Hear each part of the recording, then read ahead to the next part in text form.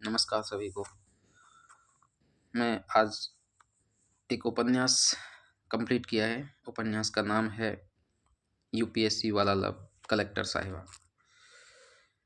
इस उपन्यास को लिखा है कैलाश मांझू बिश्नोई जी ने, जो कि राजस्थान के ही रहने वाले हैं। इस उपन्यास के बारे में मैं आपको बताना चाहूँगा कि इसमें यह एक मोटिवेशनल किताब भी है। किताब के अंदर बहुत सारी मोटिवेशनल लाइनें जो भी यूपीएससी की तैयारी कर रहे हैं, या यूपीएससी ही क्यों, किसी भी कॉम्पिटिटिव एग्ज़ाम्स की तैयारी कर रहे हैं, उन विद्यार्थियों को यह बुक ज़रूर पढ़नी चाहिए। मोटिवेशनल किताब के अलावा इस किताब में कई मुद्दों, जो कि सामाजिक मुद्दे हैं, जो व्यक्ति को सोचने पर मजबूर करते हैं, उन पर भी विस्तार से चर्चा की गई है। उनके कारण, निवारण, समाज की उन मुद्दों के प्रति सोच, जैसे कि आजकल जो शादियां चल रही हैं उन पर जो फिजूल खर्ची हो रही है, उन पर भी कैलाश मांझू जी ने इस किताब में विस्तार से चर्चा की है। शादी में खर्च होना बनता है, लेकिन शादी में खर्च तभी करना चाहिए जब व्यक्ति की बुनियादी ज़रूरतें पूरी हो जाएं। अगर व्यक्ति अपनी बुनियादी ज़रूरतें भी पूरा नहीं कर पा रहा है और फिर वह खर्चीली शादियां कर रहा है, तो फिर यह गलत है। अभी मुकेश अम्बानी जी ने अपने बेटे अनंत अम्बानी जी की शादी की है, तो उन्होंने लगभग 3 दिन का समारोह रखा और 60 या 75 हज़ार लोगों को खाना खिलाया। तो उनकी क्षमताएं हैं। अब समाज में हो क्या रहा है, किसी की क्षमताएं हैं भी नहीं इतना खर्च करने की, लेकिन फिर भी कर्ज लेकर के शादियों पर खर्च किया जा रहा है। तो इस मुद्दे पर भी इन्होंने बड़ी विस्तार से चर्चा की है।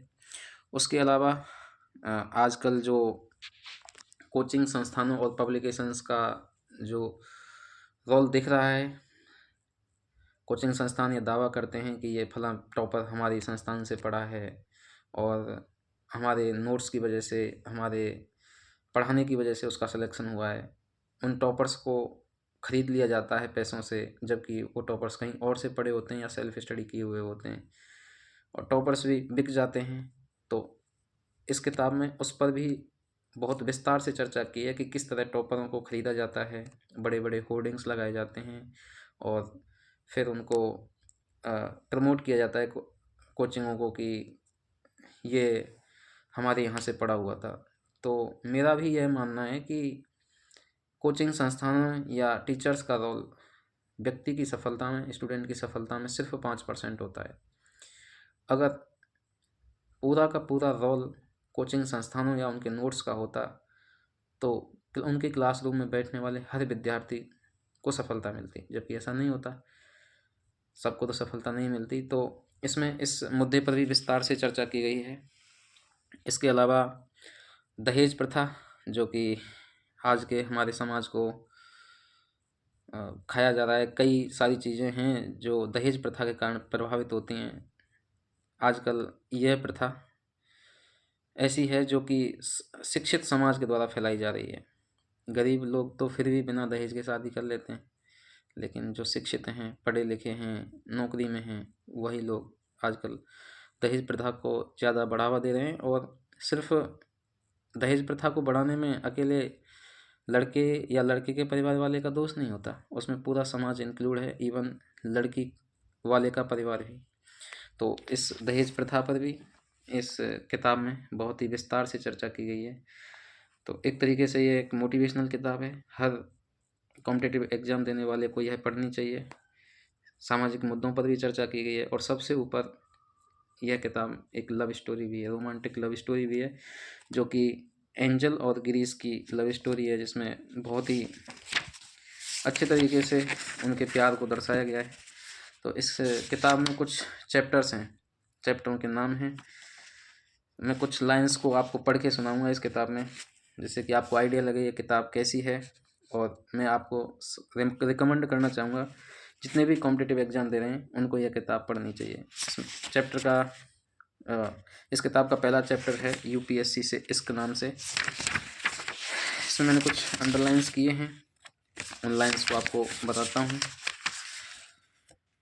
जैसे कि पहले चैप्टर में है, बिना गाइडेंस और बिना अपनी योग्यता एवं क्षमता को पहचानने तैयारी शुरू कर देते हैं और यूपीएससी के चक्कर में जवानी के कई साल बर्बाद कर देते हैं। तो कैलाश मंजू जी लिखते हैं कि, और ये हकीकत भी है, बहुत सारे विद्यार्थी अपने दोस्तों को देख करके या फिर अपने माँ बाप के कहने पर या फिर किसी आस पास में कोई व्यक्ति सफल हो जाता है, उसकी सफलता को देख करके अपना करियर चुन लेते हैं, बिना अपना मूल स्वभाव, बिना अपना स्वधर्म पहचाने और बिना अपनी क्षमता पहचाने। तो फिर उन लोगों को बाद में काफ़ी परेशानियों का सामना करना पड़ता है।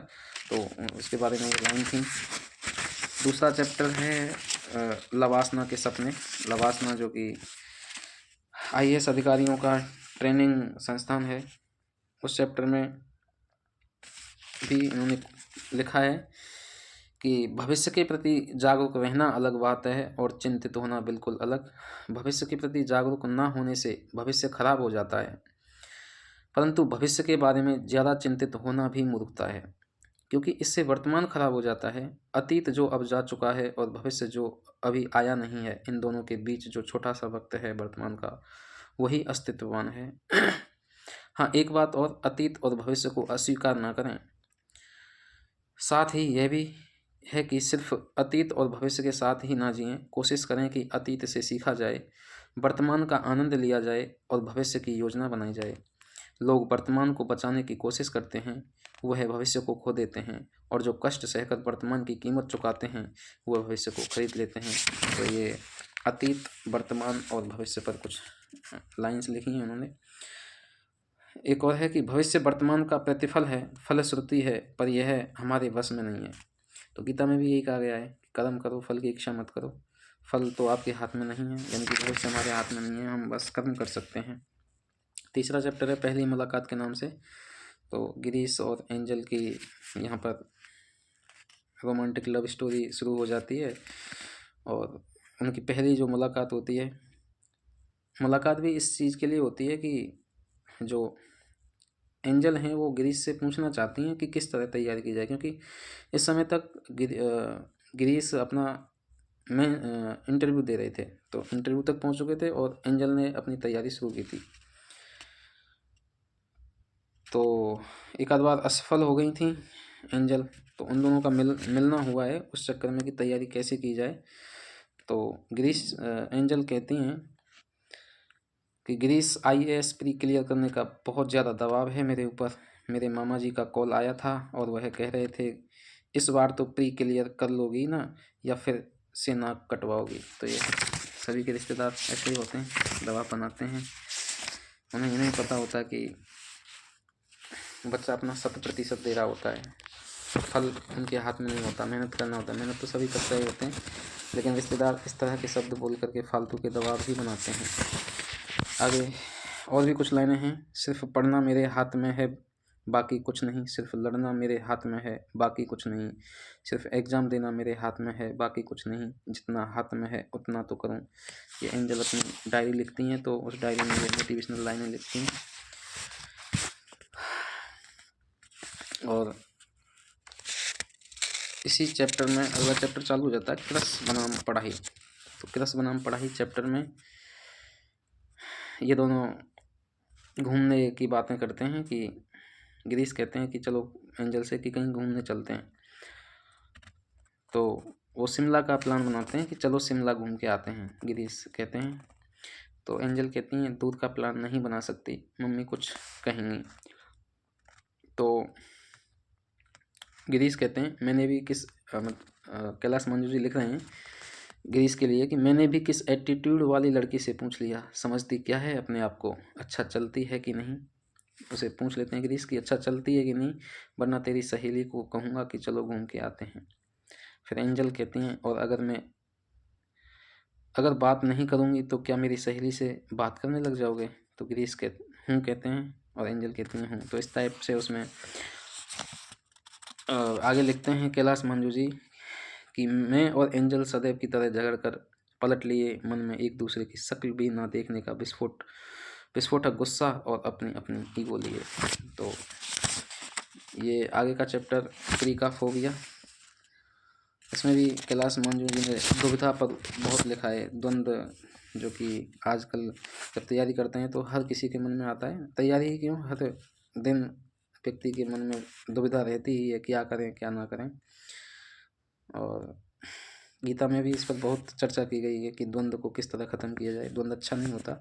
तो इस पर लिखा गया है कि पता है कुछ यूपीएससी एस्पिरेंट साल भर बाद भी यह तय नहीं कर पाते कि हिंदू पढ़ना है या इंडियन एक्सप्रेस, दैनिक जागरण पढ़ना है या जनसत्ता, न्यू एनसीईआरटी पढ़नी है या ओल्ड एनसीईआरटी, कोचिंग करनी है या नहीं करनी, बिना नोट्स तैयारी किए पढ़ाई करनी है या नोट्स बना करके। जो जितनी दुविधा में रहते हैं उनके चयन की संभावनाएं भी उतनी ही कम हो जाती हैं। इस दुविधा में मत रहो और जो भी सही लग रहा है उसी हिसाब से रणनीति बनाओ और तैयारी में जुट जाओ। तो ये चैप्टर ख़त्म होता है और अगला चैप्टर है मुख्य परीक्षा में जलवा। मुख्य परीक्षा में जलवा में मैंने कुछ जो लाइन अंडरलाइन की हैं, एग्ज़ाम होने के बाद या एग्ज़ाम देते समय ये बात करते हैं एंजल और एक ट्रैवलिंग का वो है किस्सा, ट्रैवलिंग कर रहे होते हैं साथ में एंजल और गिरीश। तो उसमें बात करते समय शाहनवाज हुसैन के बारे में कुछ बातें होती हैं। उसका कुछ ये है, बस में बैठने के साथ ही मैंने एंजल से पूछा, क्या तुम शाहनवाज हुसैन को जानती हो? हाँ हाँ, भाजपा के नेता हैं, एंजल ने जवाब दिया, सॉरी गिरीश ने जवाब दिया। उनकी लव स्टोरी दिल्ली के डीटीसी बसों में ही परवान चढ़ी थी। शाहनवाज हुसैन और रेणु शर्मा सबसे पहले यहीं मिले थे। कई दफ़ा सफ़र में ही हम सफ़र मिल जाते हैं, मैंने एंजल की आंखों में आंखें डालते हुए कहा। तो इसमें जाति और धर्म के ऊपर कई बार जाति के कारण रिश्ते नहीं बन पाते, तो उस पर कुछ कटाक्ष किया गया है। और एक लाइन लिखी है कि वह इश्क मोहब्बत और प्यार ही क्या जो आसानी से नसीब हो जाए। तो समाज है, कई तरह की चीज़ें होती हैं, तो उन पर ये लाइन लिखी हुई है। और एंजल ने कहा कि प्यार कई तरह के पापड़ बिलवाता है। प्यार पाने के लिए मुकेश अंबानी लग्जरी कार में नहीं, खटारा बस में सफ़र किया करते थे। तो अभी अनंत अंबानी जी की शादी हुई, उनके पिताजी मुकेश अंबानी और नीता अंबानी पर भी इस किताब में चर्चा हुई है। तो इस टाइप से कुछ रोमांटिक लाइनें भी लिखी हुई हैं, जैसे कि कुछ लाइनें हैं, वक्त की ताकत रवानी होती है, सर्दी की धूप कितनी सुहानी होती है। और एक शायराना अंदाज में एक और है कि सर्दियों की धूप गर्मियों की शाम हो तुम, मेरे दिल में जो जलता है वह मेहताब हो तुम ना हो तो ये सब कुछ अधूरा सा है, मेरे लिए हर रात एक मुकम्मल ख्वाब हो तुम। तो ये चैप्टर ख़त्म होता है। इसका अगला चैप्टर है धौलपुर हाउस से बुलावा। इसमें संकल्प के ऊपर कुछ लिखा है कि वह एक बार जो संकल्प कर लेते थे उसको पूरा करके ही दम लेते थे। संकल्प और अवसर का यह साथ बड़ा महत्व का होता है। जो मनुष्य अवसर का सदुपयोग करता है वह सदा आगे बढ़ता है। किसी मनुष्य के जीवन में सफलता का रहस्य उसका प्रत्येक अवसर के लिए सैनिक की भांति तैयार रहना ही है। सही वक्त और सही अवसर पर काम करने से ही व्यक्ति को कामयाबी मिलती है। कई बार मनुष्य असमंजस और उधेड़बुन में ही रह जाता है और उसके हाथ से मौका चूक जाता है, और अगर एक बार यह मौका चूक जाए तो दोबारा लौट कर नहीं आता। समय और अवसर को जिसने नहीं पकड़ा वह कभी सफलता प्राप्त नहीं कर सकता। समय और अवसर का यदि व्यापक अर्थ देखें तो दोनों एक समान हैं। जो व्यक्ति समय की गतिशीलता को पहचान कर सामने आए अवसर को पकड़ लेता है और अपनी योग्यता को प्रदर्शित करता है, वह अवश्य ही अपने जीवन को संवार लेता है। तो एक और है उत्साह के ऊपर कुछ लाइंस और हैं। उत्साह एक तरह से मनोवैज्ञानिक रसायन जैसा है जो आपके मस्तिष्क, शरीर और मन से काम करवाता है कि आप हर मुश्किल के बावजूद जीत सकें। इसलिए सफलता के लिए किए जा रहे परिश्रम को ठीक से क्रियान्वित करना हो तो ललक के साथ उत्साह बनाए रखिए।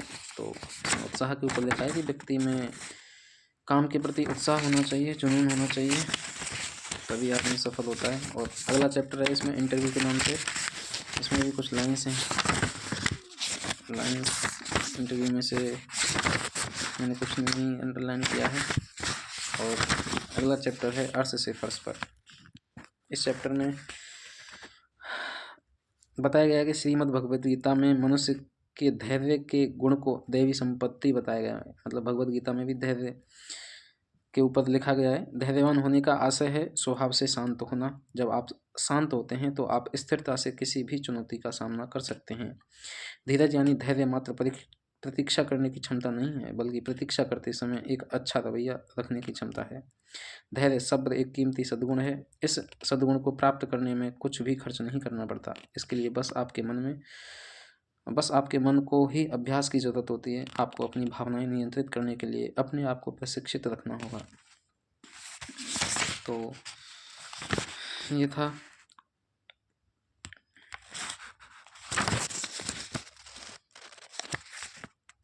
और भी इसमें लाइन्स हैं कि जो होता है अच्छे के लिए होता है, हमारी सारी कमियां इस आग में जलकर नष्ट हो गईं, ईश्वर की कृपा से हम नए सिरे से कार्य शुरू करेंगे। तो इसमें वो असफल होते हैं, मतलब फर्स्ट से फर्स्ट पर चैप्टर का नाम है, काफ़ी सफलता मिलती है। फिर बाद में जब इंटरव्यू में फाइनल सिलेक्शन नहीं हो पाता तो वो फर्स्ट पर आ जाते हैं गिरीश। तो उसके लिए है ये कि नई शुरुआत करते हैं।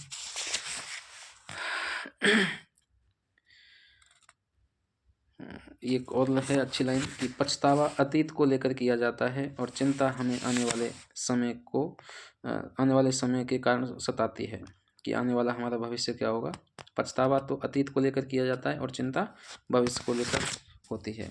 इस तरीके से बिना पछतावे के अपने अतीत को स्वीकार करें, अपने वर्तमान को आत्मविश्वास के साथ संभालें और बिना किसी डर के अपने भविष्य का सामना करें। अफसोस करना समय, संकल्प और शक्ति को व्यर्थ बर्बाद करना है। सोशल मीडिया के बारे में भी लिखा है कि फेसबुक, इंस्टाग्राम और व्हाट्सएप आजकल रिश्ते जुड़वा भी रहे हैं और तोड़वा भी रहे हैं। स्मार्टफोन की बला ने हर इंसान को ऐसा स्वतंत्र टापू बना दिया है जहां वह फेसबुक, व्हाट्सएप आदि की वर्चुअल भीड़ के साथ अकेलेपन में खुश है। तो इस पर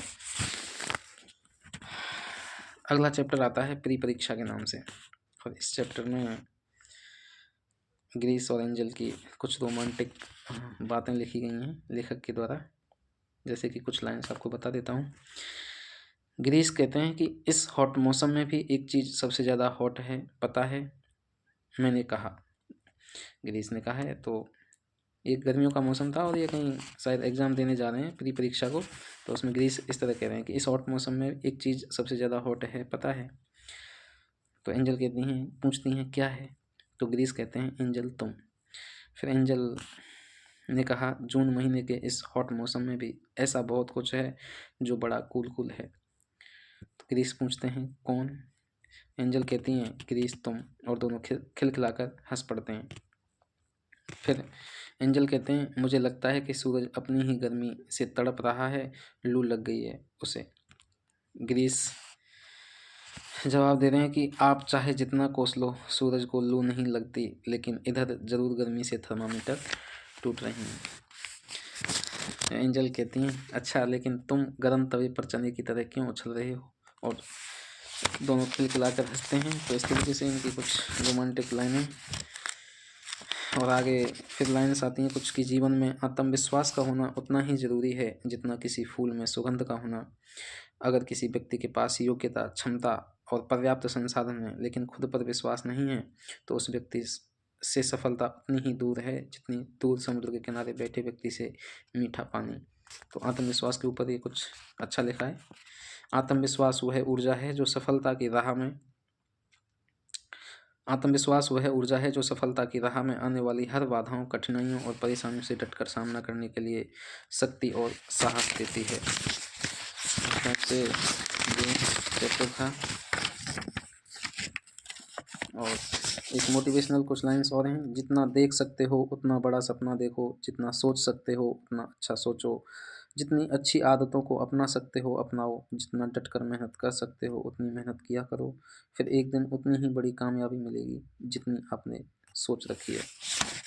अगला चैप्टर था UPSC 4 दिया। इसमें क्या है कि एंजल का सिलेक्शन हो जाता है फाइनली UPSC में।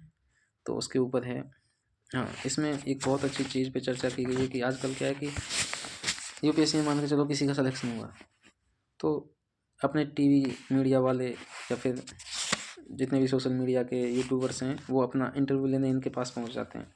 तो इन पर कैलाश मानव जी ने बड़ा ही कटाक्ष किया है वो लिखते हैं, सिर्फ उन्हीं लोगों को महापुरुष के रूप में दिखाया जाना चाहिए और उन्हीं का इंटरव्यू लिया जाना चाहिए जिन्होंने देश और समाज के लिए कोई सकारात्मक कार्य किया हो। किसी के द्वारा कोई नौकरी पा लेना कोई महानता का कार्य नहीं है, जब तक कि उसकी नौकरी किसी सैनिक, किसान आदि की ना हो। उस छात्र की नौकरी सिर्फ उसके और उसके परिवार के लिए फ़ायदेमंद साबित होगी। पहले उसे नौकरी पूरी कर लेने दीजिए, फिर देखिए कि क्या उसने इस नौकरी के दौरान समाज में कोई सकारात्मक बदलाव किया है, तभी उसका महिमा मंडन किया जाना चाहिए। ये बिल्कुल सच बात कही गई है। जैसे कि आज मैं शिक्षक के पद पर कार्यरत हूँ, तो ये नौकरी से मिलने वाले, जो मुझे नौकरी मिली है उसका मुझे फ़ायदा हो रहा है और मेरे परिवार को फ़ायदा हो रहा है। और मुझे अगर कोई इंटरव्यू करने आता है तो क्यों करने आए इंटरव्यू?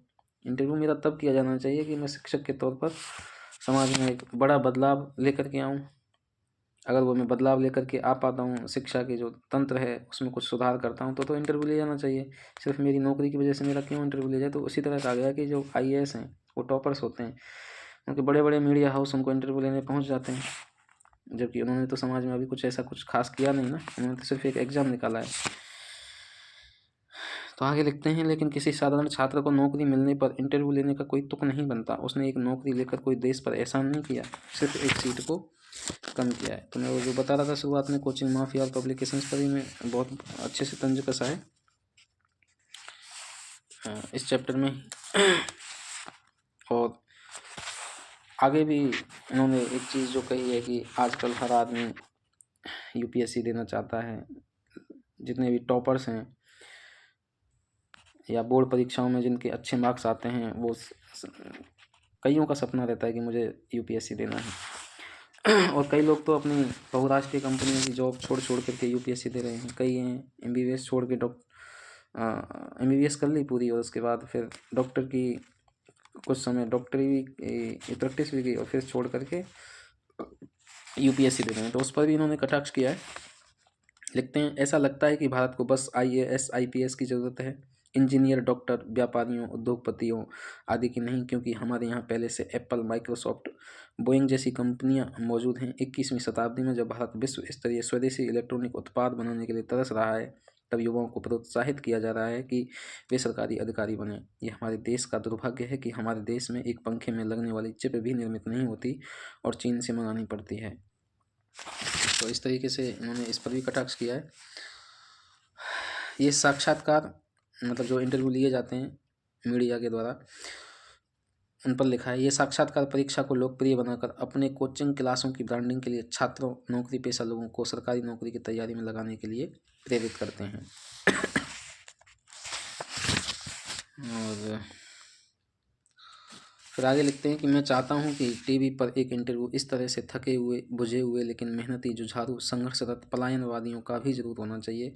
इस UPSC की संध्या पर सिर्फ टॉपर्स ही सब जानते हों, ऐसा नहीं है। तो सफल लोग तो बहुत कम होते हैं, उसके अलावा असफल लोग भी होते हैं जो कुछ मार्क्स से रह गए, जिन्होंने तैयारी तो बहुत अच्छे से की लेकिन वो 3 घंटे हो सकता है कुछ अच्छा नहीं कर पाए। तो ऐसा नहीं है कि सिर्फ टॉपर्स ही जानते हैं। तो वो कहना चाहते हैं कि जो लोग असफल हुए उन लोगों का भी इंटरव्यू लेना चाहिए।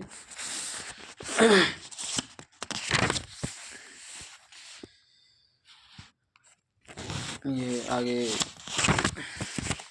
और भी इन्होंने एक रहीम का दोहा भी लिखा है, संगति के ऊपर है कि व्यक्ति को अपनी संगति अच्छी रखनी चाहिए।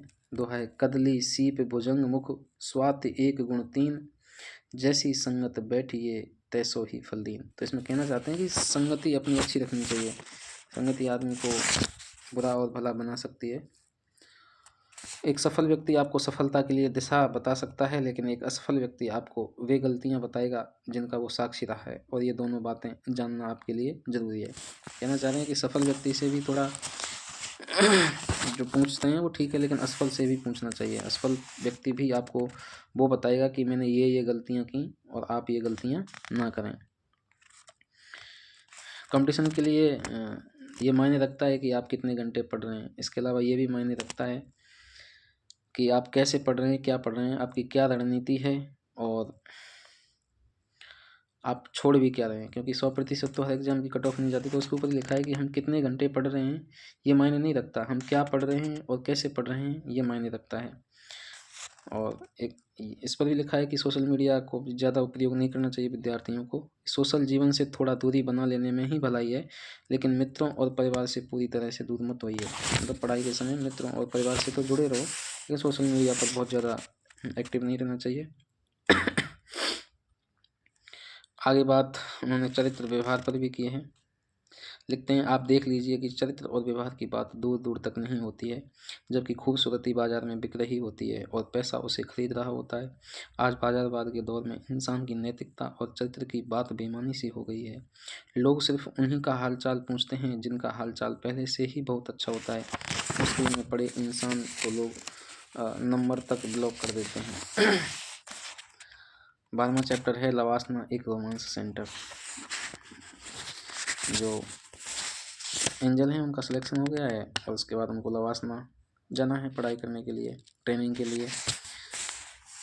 तो शुरुआती लाइनें हैं जो कि सोशल मीडिया पर बहुत चर्चित हैं और काफ़ी बहुत अच्छी लाइनें हैं। लाइन इस प्रकार हैं, मैं IAS एग्ज़ाम का इंटरव्यू दे रहा था, वह BA कर रही थी। मैं इंटरव्यू दे रहा था, वह IAS प्रीलिम्स में फेल हो रही थी। मैं इंटरव्यू दे रहा था, वह भी अब इंटरव्यू दे रही थी। मैं फिर IAS प्री में बैठ रहा था, वह मसूरी में ट्रेनिंग के लिए जा रही थी। इसे कहते हैं भाग्य का होना और भाग्य ही का रोना। कितनी अजीब बात है कि जब एंजल जी BA कर रही थी तो उस समय ग्रीस UPSC का इंटरव्यू दे रहे थे, और जब वह तैयारी में जुटी, मतलब प्री दे रही थी, तब भी वह इंटरव्यू दे रहे थे। और एक समय आता है जब ग्रीस और एंजल दोनों इंटरव्यू दे रहे होते हैं, और फिर एक समय आता है कि ग्रीस फिर से प्री दे रहे होते हैं और एंजल मसूरी में ट्रेनिंग के लिए जा रही होती है। इस तरीके से लिखा है लेखक ने कि इसे कहते हैं भाग्य का होना और भाग्य का रोना।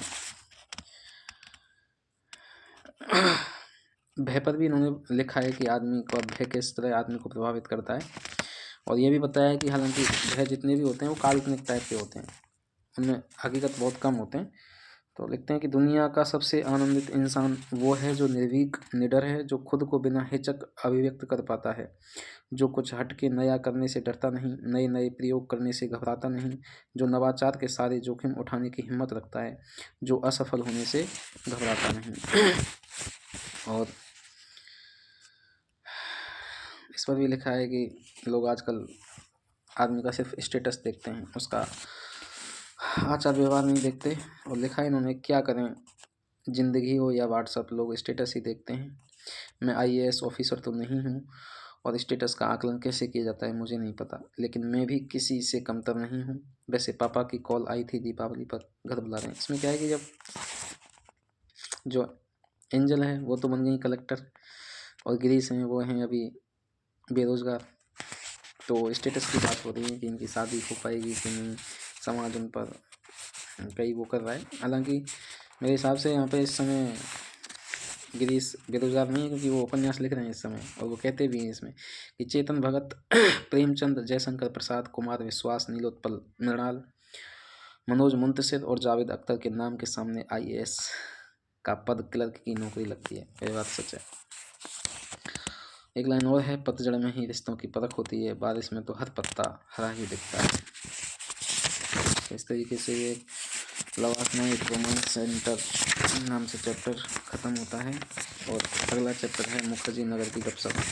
तो हॉस्टल्स में रह करके लड़के जिस तरह की गपशप करते हैं, दोस्तों के बीच में चाय की टपरी पर बैठते हैं, इस चैप्टर में उस पर चर्चाएं की गई हैं, जिनमें से एक चर्चा जातिवाद के ऊपर भी है।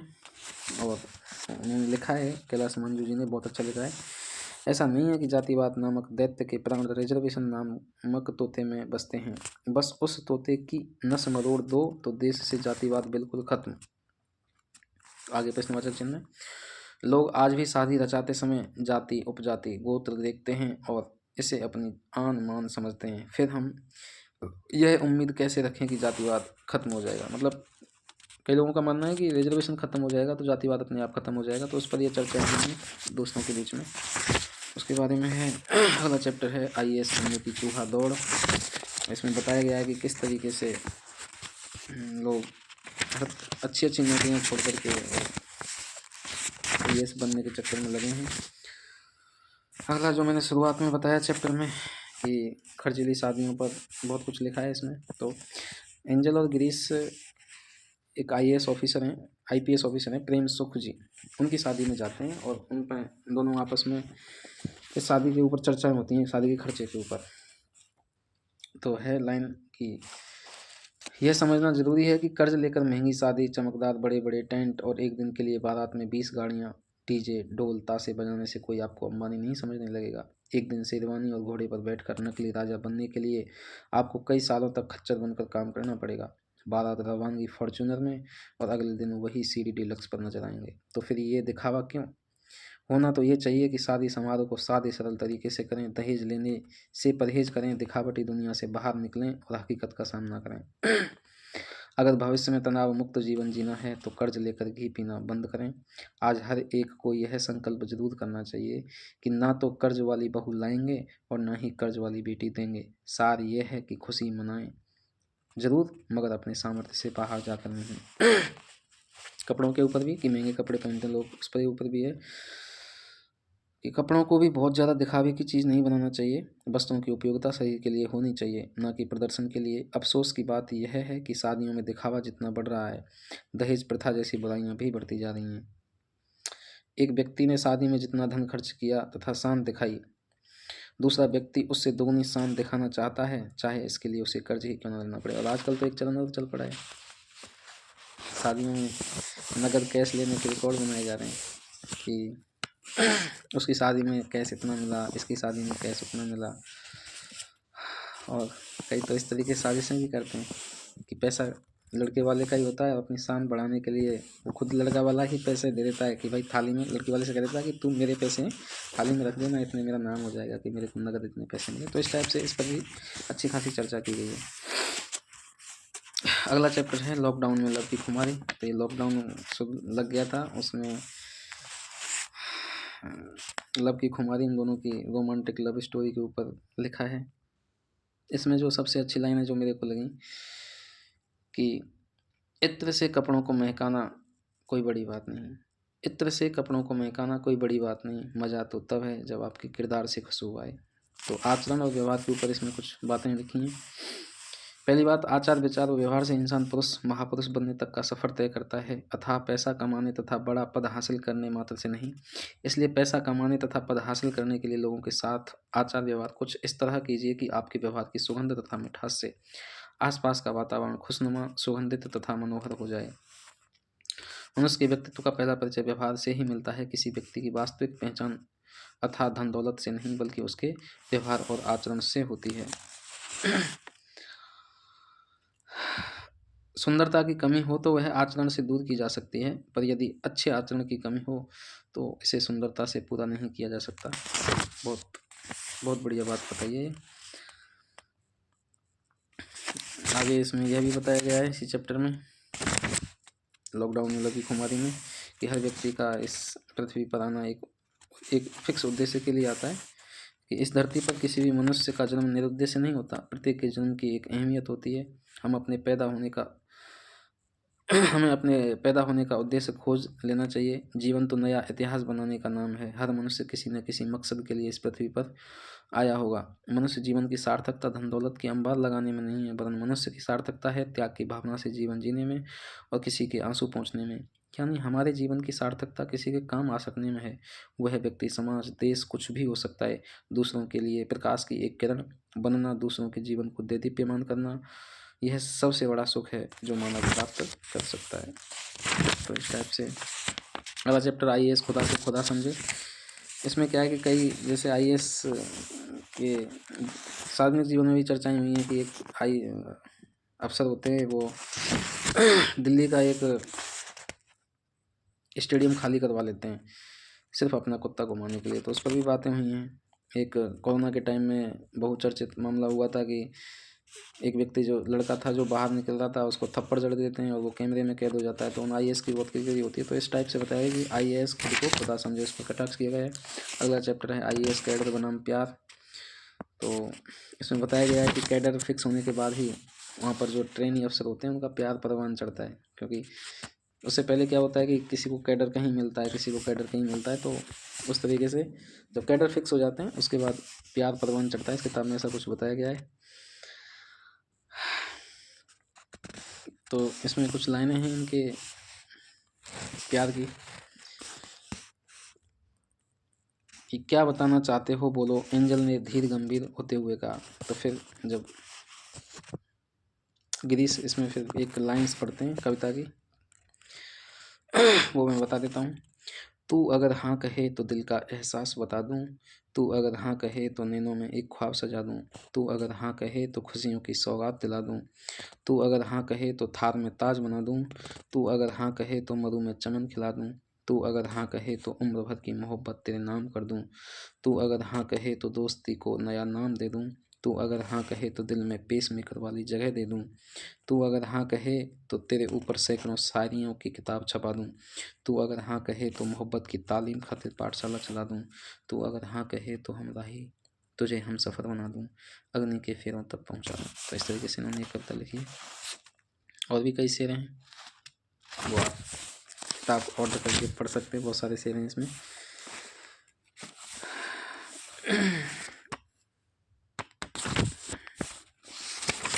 आगे आगे चैप्टर है नए राजा महाराजा हैं IAS। तो इसमें रिश्वत के ऊपर काफ़ी चर्चाएं हुई हैं। गवर्नमेंट की जो लेटरल एंट्री की योजना आई थी कोरोना के टाइम में, नहीं आई थी शायद, तो उस पर भी चर्चाएं हुई हैं। और सार्वजनिक सेवा में जो भ्रष्टाचार हो रहा है उसके निवारण के लिए भी इन्होंने कुछ लिखा है कि सार्वजनिक सेवाओं को लोगों तक बेहतर तरीके से पहुंचाने के लिए जिला अधिकारियों को जिले की विकास योजनाएं लागू करने का एकमात्र जिम्मेदार बनाने के बजाय चयनित जनप्रतिनिधियों की कमेटी का CEO मात्र बनाया जाए, ठीक वैसे ही जैसे ग्राम पंचायत और ब्लॉक पंचायत स्तर पर पहले ही कर दिया गया है। इस तरीके से उन्होंने सुझाव सुझाया है लेखक ने, कैलाश मंजू बिश्नोई जी ने।